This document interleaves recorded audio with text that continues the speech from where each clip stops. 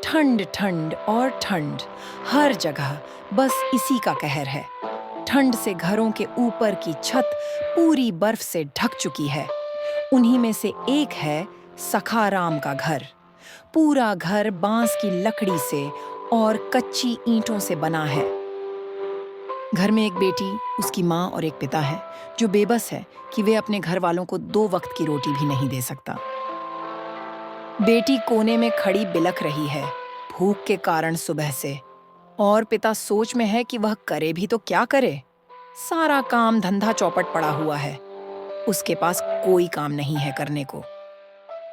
सुनो, मुन्नी सुबह से भूखी है। कल के थोड़े से चावल जो बचे हुए हैं वही दे दो उसे, खा लेगी। कुछ तो भूख मिटेगी। हम तो बिना खाए भी रह लेंगे। मुन्नी, ये ले खा ले। और बेटा, अपने पापा को ज्यादा परेशान मत कर, वो बहुत चिंता में है। दुआ कर कि उन्हें जल्दी ही कोई काम मिल जाए। मुन्नी खाने की बाद थोड़ी देर खेलने चली जाती है।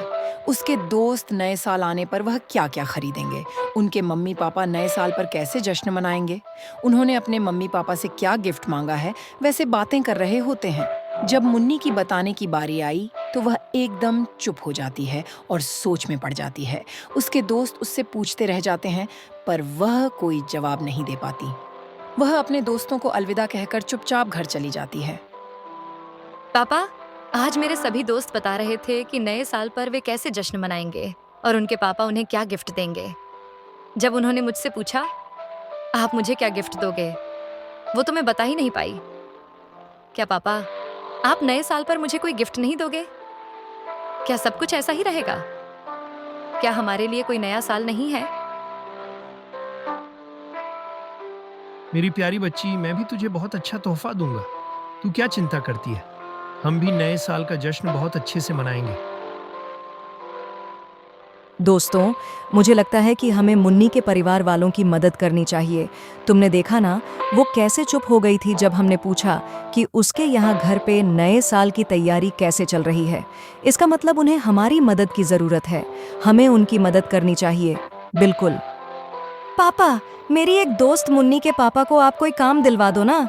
मेरा नए साल का तोहफा यही होगा, पापा की मुन्नी भी बहुत अच्छे से नया साल मनाए। अच्छा ठीक है बेटा, मेरे पास एक काम है जो मैं उन्हें दे सकता हूँ। अगले दिन मुन्नी के दोस्त के पापा मुन्नी के पापा को बुलाते हैं और कहते हैं, भाई, सुना है तुम्हारे पास कोई काम नहीं है। मेरा काम करना चाहोगे? मेरे कुछ खेत हैं, खेतों में जो सब्जियां हैं उनकी जरा देख रेख करनी है और फिर उन्हें बाजार में ले जाकर बेचना है। मैं तुम्हें पूरे साल काम पर रख सकता हूँ अगर तुम मेरा काम अच्छा करोगे तो। जी हाँ, बिल्कुल। मैं आपको कोई शिकायत का मौका नहीं दूंगा। बहुत बहुत धन्यवाद आपका। अगले दिन मुन्नी के पापा उनके खेतों पर जाते हैं और जैसा उन्होंने कहा था, उनके कई सारे खेत होते हैं। वे उनके खेतों पर सब्जियों का ध्यान रखते हैं, उनके पकने तक का इंतजार करते हैं और जानवरों को उनके खेतों में आने से रोकते हैं और फिर सब्जियों को अच्छी कीमत पर बाजार ले जाकर बेच देते हैं और काफी मुनाफा कमा कर लाते हैं। सब काम हो जाने के बाद, पैसे मिल जाने के बाद, मुन्नी के पापा उसके लिए तोहफे खरीदते हैं और अपने घर की भी मरम्मत करवा देते हैं और कहते हैं, अरे वाह, तोहफों से तो मुन्नी आज खुश हो जाएगी। और देखो ना, ठेकेदारों ने कितना अच्छा काम किया है और घर तो अब एकदम नया जैसा लग रहा है। भगवान का बहुत शुक्र है। हाँ, आपने सही कहा। हम नए साल पर आपके मालिक को धन्यवाद करने जाएंगे। अगली सुबह होती है, नया साल आता है। अरे मुन्नी, जरा आओ, देखो तो तुम्हारे लिए तोहफे भी हैं। नया साल मुबारक हो मुन्नी। तो बताओ मेरी बच्ची, कैसी लगी नए साल की सजावट? अब तो तुम खुश हो ना मुन्नी? अरे वाह पापा, इतनी अच्छी सजावट और तोहफे भी हैं। थैंक यू पापा। हैप्पी न्यू ईयर पापा, मम्मी आपको भी।